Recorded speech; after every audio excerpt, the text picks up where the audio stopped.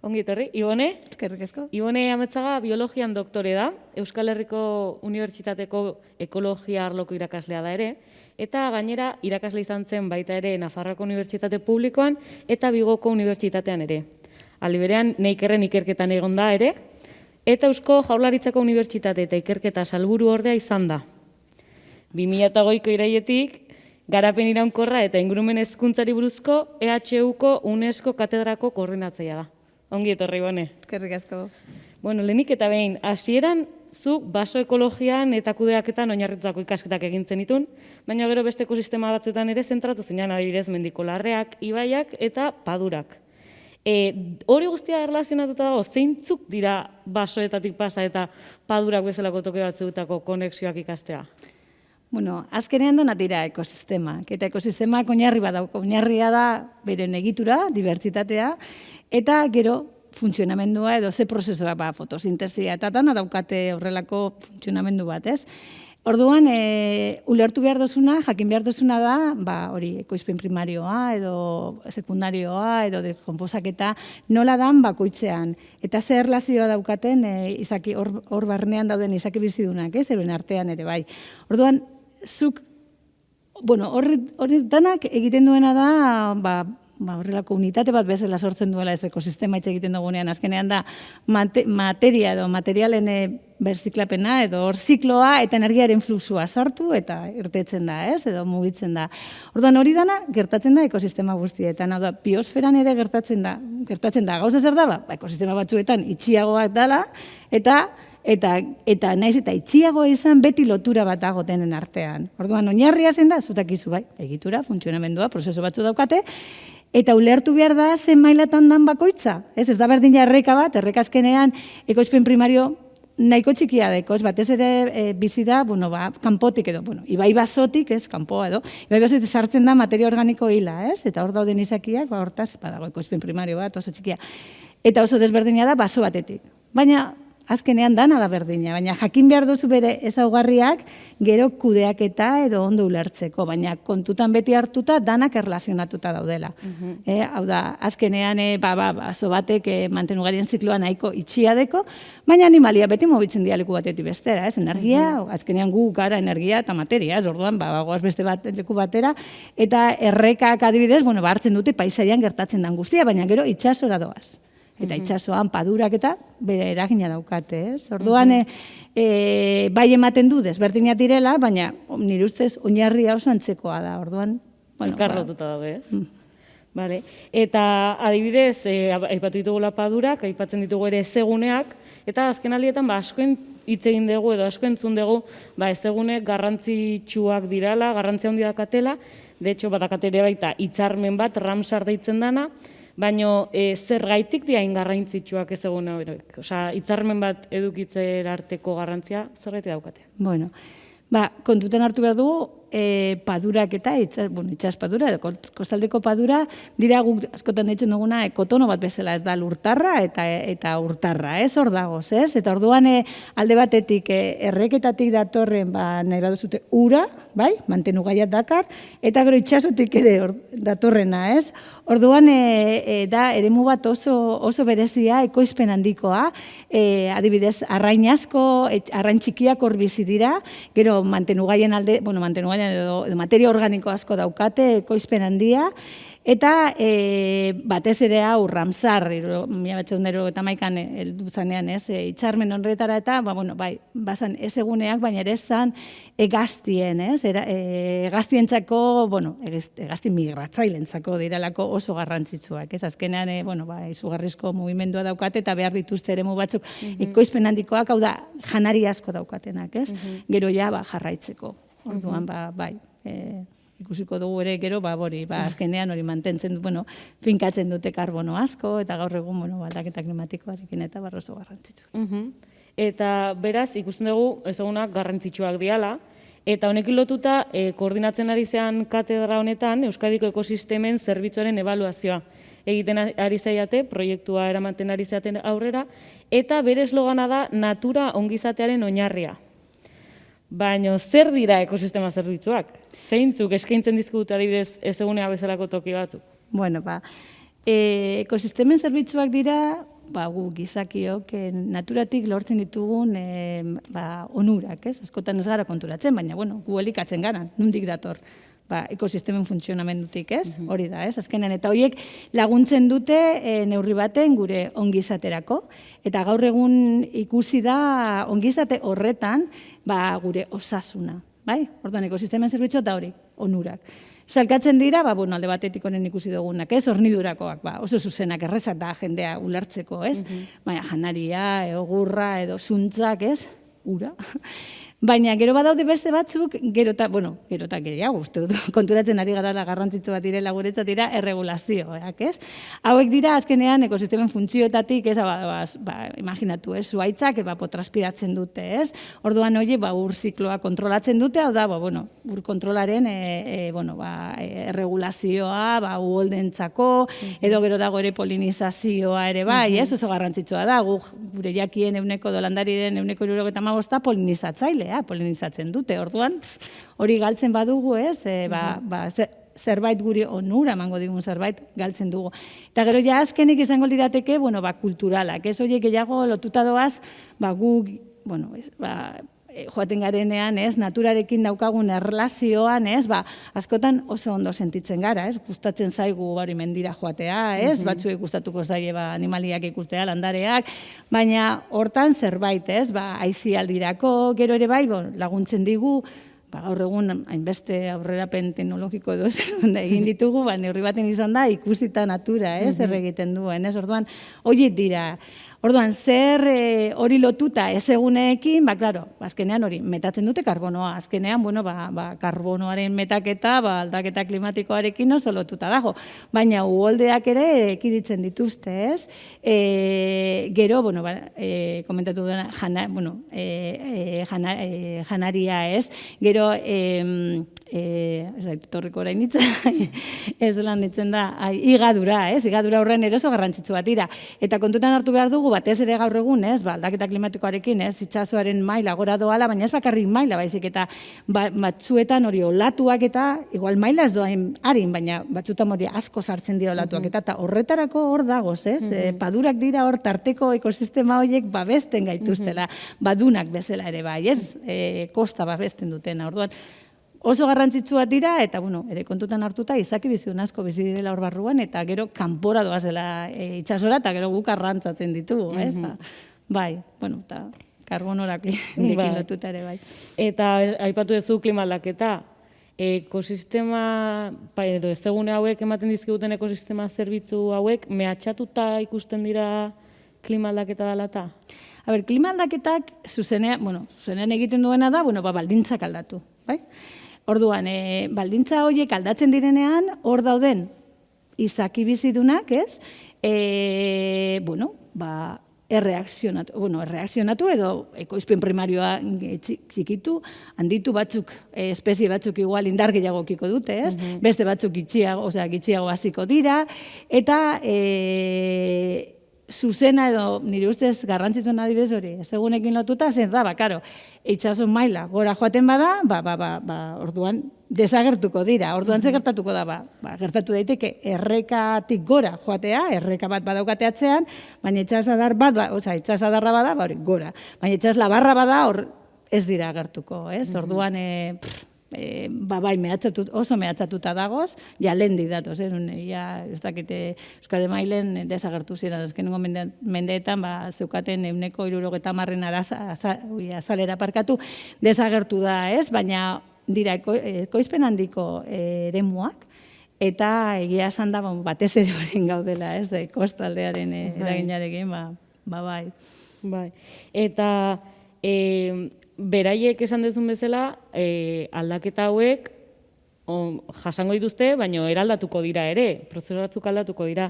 Ze garrantzi hartu dezakete ez eguneak bezalako eremu batzuk klima aldaketaren aurrean? Adiz, esan dezun bezala, babesteko aukera hori dakate. Ze garrantzi edo ze aukera eman ditzazke hauek babesteak eta hauek kontserbatzeak klima aldaketari aurre egiteko? Berez ere bai, karbono asko metatzen dute, ez?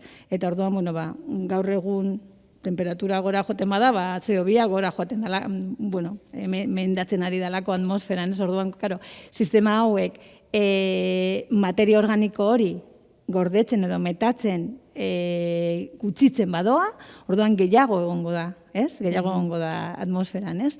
Orduan oso garrantzitsua dira, baina batez ere hori CO2 karbono urdina ere ez deitzen dana, ez? Azkenean uretan ere gordetzen da karbono asko eta hor sedimentoan, eta orduan sistema hauek, nire ustez funtzio horretatik, ez bakarrik hori gordetzen dutelako, eta gero ere euren funtzioengaitik azkenean ere evaporatzen dute, eta oso garrantzitsuak dira. Baina eta gero, hegaztiak, ez? Hor dauden animali asko, horretarako moldatuta daude hor bizitzera, hortik elikatzera, eta desagertzen badira, behar bada, aldaketa klimatikoarekin, desagertuko dira, eta gertuko dira beste leku baten, edo ez dira gertuko. Kontutan hartu behar duguna da, eremu bakoitzean, lurraren evoluzioan, ez? Egon dira esperimento desberdinak, eta heldugaran momentu honetara, ez?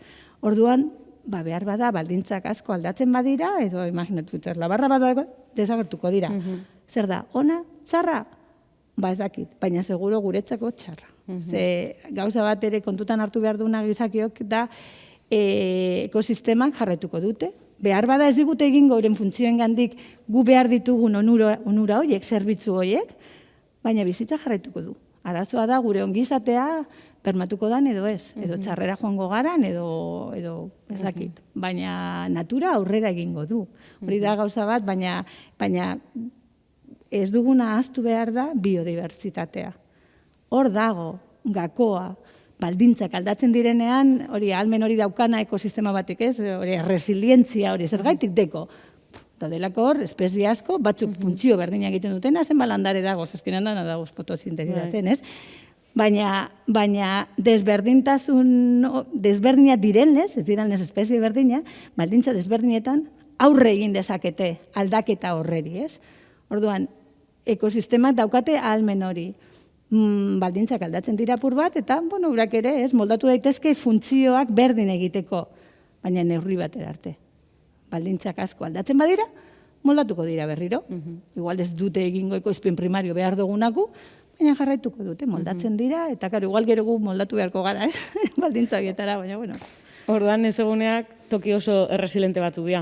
Bai, azkenean erresilientzia, esan daitezke erresiliente, segun, kasunetan oso moldatuta dago, itxasoari gora, errekak eta ez igual zute bateri, igual ezain beste, baina badira sistema batzuk, azkenean erresilientzia da ahalmen hori impacto azaldurari, ez? Orduan, kontutan hartu egunean birritan, ez? Marea gora, marea bera, orduan badaude antolatuta edo euren funtzionamentuta horretan oinarritzen da.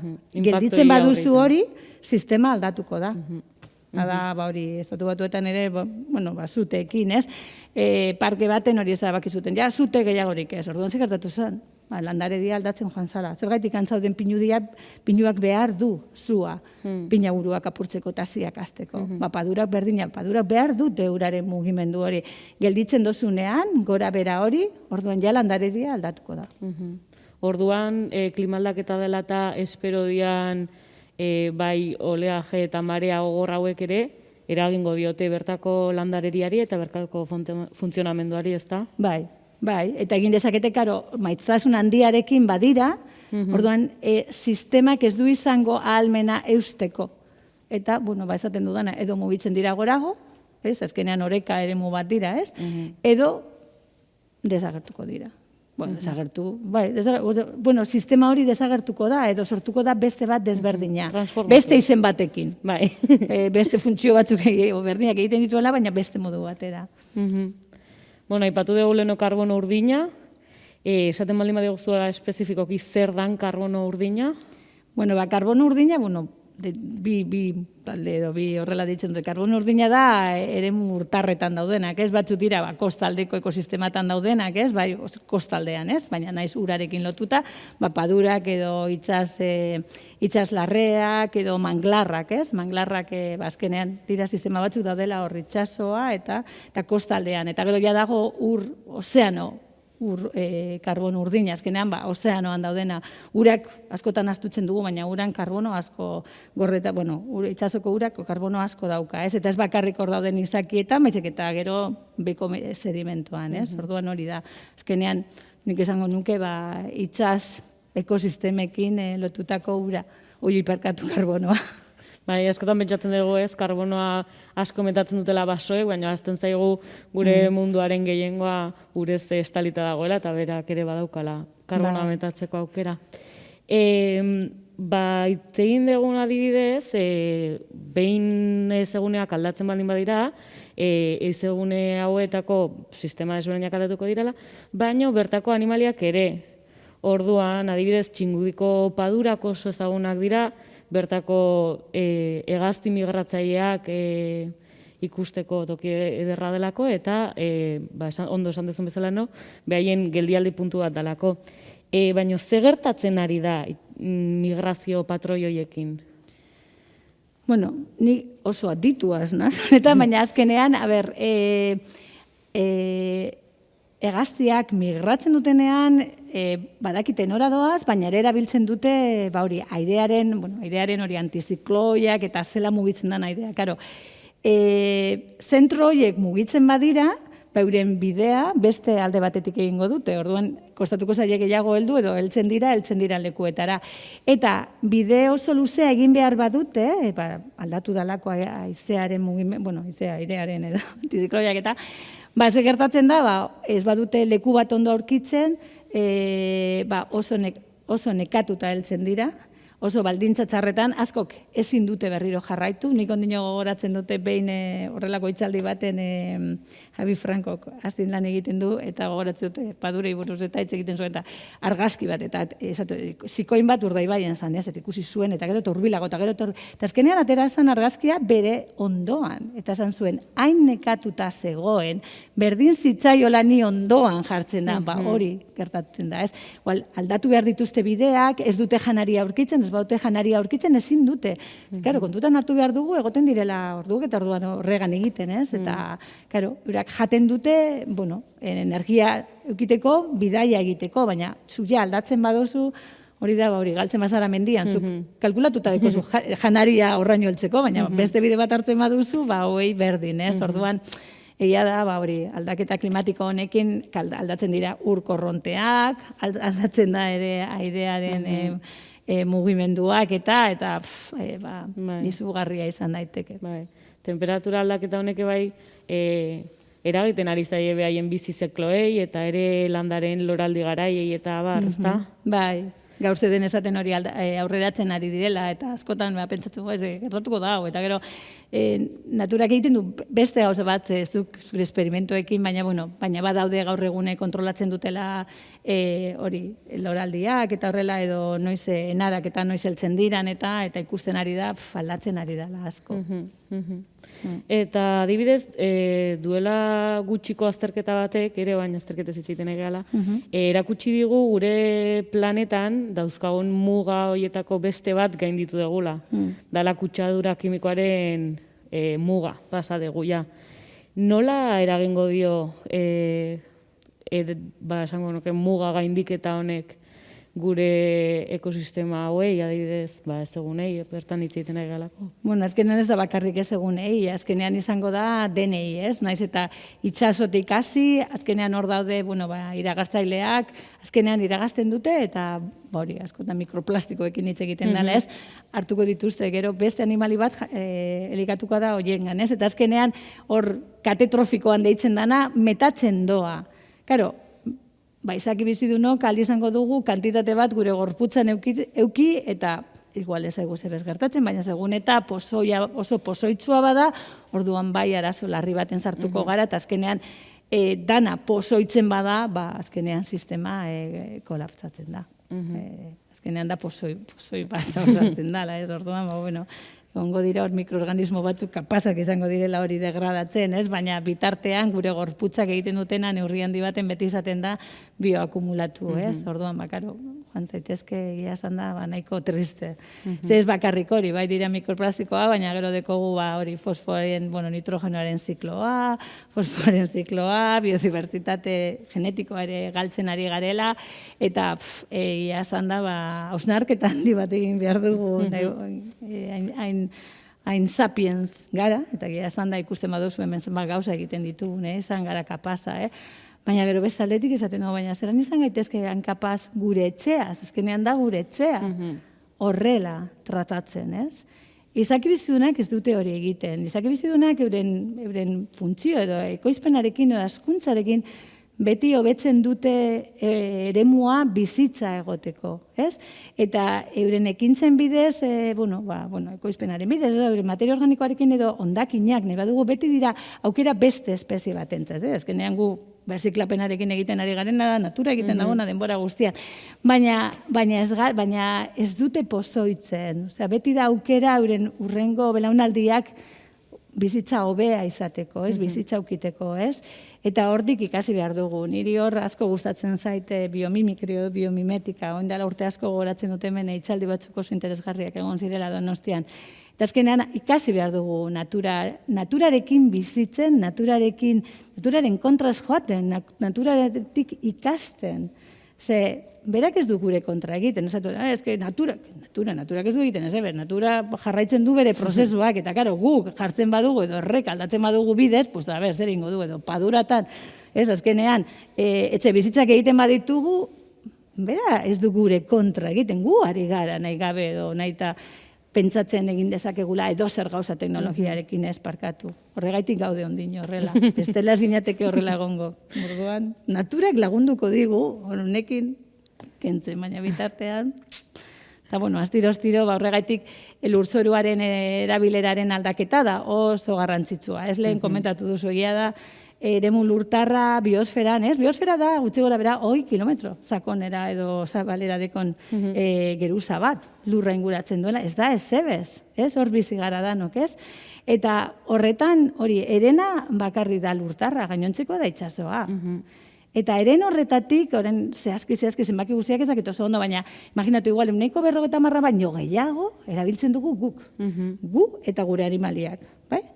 Gero parte bat natura, eta gero beste parte bat ezin da bizba, glaziarrak eta basamortuak. Orduan, eremu lurtar horretan egiten duguna oso garrantzitsua da. Ze ekoizten du lurra mailan edo biosfera mailan ekoizten diran ekoizpen primarioaren bi erenak. Eren batek bi erenak, bai? Orduan, segun zer egiten dugun hor, galtzen goaz, bai? Eta hori da oso eta horregaitik lurzoruaren erabileraren aldaketa da momentu honetan inpaktuen aldetik garrantzizuenetarikoa. Bere dago gaine ustiaketak, poluzioa, eta baina espezie exotikoak, baina lurzoruaren erabilera, eta horregaitik oren gaude azpigitura berdeak, eta azizan natura 2000, baina edo benetan barneratzen dugu, ez? Lurzoru bat artifizializatu baino lehenago, benetan konturatzen bagara, ez? Beretan merezituen edo ez, onurak eta kontrakoak, edo bestela, orduan konturatuko gara, hori berri ez dugu lagingo, noski ez? Baina bai, konturatu behar gara zenbat ematen digun naturak, eta azkenean edo berarekin goaz, lan egiten dugu, bizi gara, edo bestela, ikusi dugu, ekosistemen zerbitzuak ezkenean. Hor, ez dakit, labur biltzen da, ez dana. Eta zerbait iten nahi geha? Usten duzu zerbait iten nahi gehala? Bueno, astiro, badaude adibideak eta ez, egiten, guk azkenean lan egiten ari gara, Eusko Jaurlaritza eta Bizkaiko Aldundiarekin, ez, azpiegitura berdeak eta ekosistemen zerbitzuak plangintzan sartzen eta sartu dira, ez, lurralde antolamendu gidalerroetan, azpiegitura berdeak eta Europatik datorre bai, baina sartuta dagoz eta planifikazioa, baina karo adibidez, azpiegitura berdeak oso ondo, pum, badagoz dira eremu hau, eta baina oso ondo zehaztu behar dugu azpiegitura berde horiek, azkenean dira zerbitzuak eta biodibertsitaterako horrelako sare bat, ez? Ulertzen da horrela hori.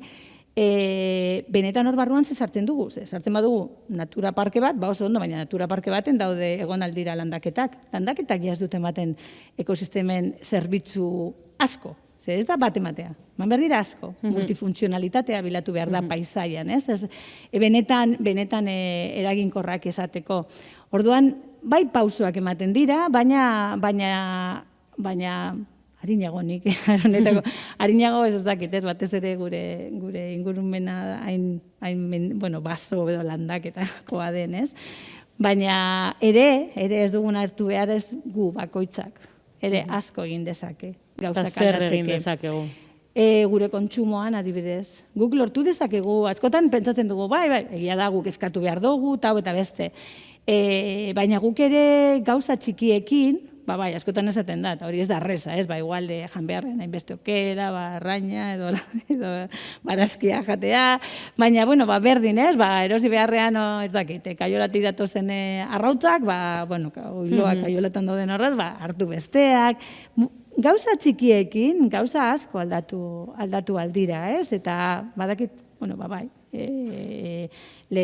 legediaren aldetik eta ez bakarrik askotan legedia asko dago, baina askotan legedia egin behar dana bete. Eta gero ere, badago ideia hori diru laguntzak eman behar direla, ez? Ondo egiten dutenei, baina ere kontu zibili behar da, ematen diran diru laguntza asko, perversoak, ez? Hor, maskara bat dagola, ez? Zatea, oso ondo. Dekogu dirua, ez? Dekogu dirua. Erabili dezagun, ondo egiten daudenei, eta benetan, paisaia mailan adibidez, landa eremuak, askotan udaletxeak, ez daukate, landa eremua, neurri baten, udaletxe batentzat, ez du balio handirik. Zergatik, ez diturazko, zergak ordain, zergan aldetik eta gehiago ematen dizu etxe bizitza bat badaukazu, edo poligono industrial bat, ez? Baina eremu horrek, begiratzen badugu ekosistemen zerbitzun aldetik? Askoz gehiago balio du. Guretzen duzu, orduan, hor gaude, egon ginen bai Eusko Jaurlaritzarekin, eta zelan lortu modu baten horreri balio ekonomikoa ezin gara sartu, ez? Batzutan esaten dute, ekonomikoa, ni hori ezain beste gustatzen, bai, ze horrela begiak irekitzen dira, baina beste aldetik esaten duzu, zuk zelan ordainduko zenuke nire genetika. Balioa deko nire informazio genetikoa, badeko, ze batzuk hartzen dute, ez? Baina ulertzen dira, ez da? Ezin duzu, naturaren balio genetikoa ezin duzu, funtzionamendua ezin duzu. Hori ezin da ordaindu, ez? Orduan, esan, landa eremu horiek, gugoa, zaizialdia, eta zergaitik ez zaie ordainduko jabei, bai? Ez ordaindu edo zergakendu edo... Bai, plus bat. Zerbait, ez? Jarraitzeko egiten zeudena.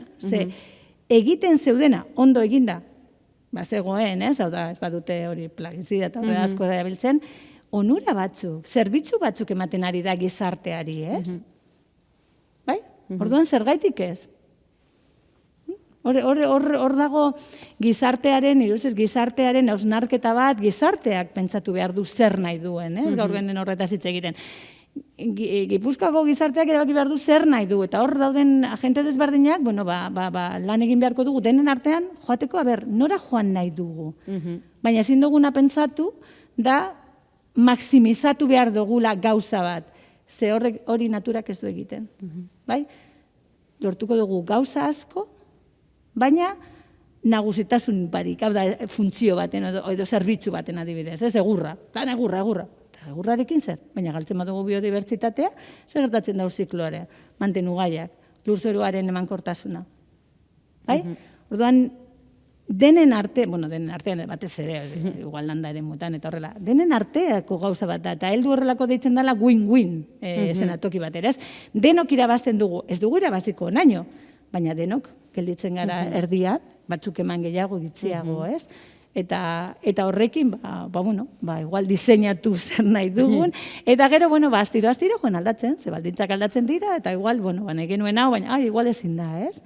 Baina nire ustez denen arteko gauza bat da, eta nire ustez denok konturatu behar gara, ze garrantzia edo zer ematen digun, ez? Zeri esker daukagu guk gure ongizatea, eta hori da naturari esker. Mila eskerri gurekin egoteagatik, eta zure hitzengatik. Eskerrik asko. Eskerrik asko.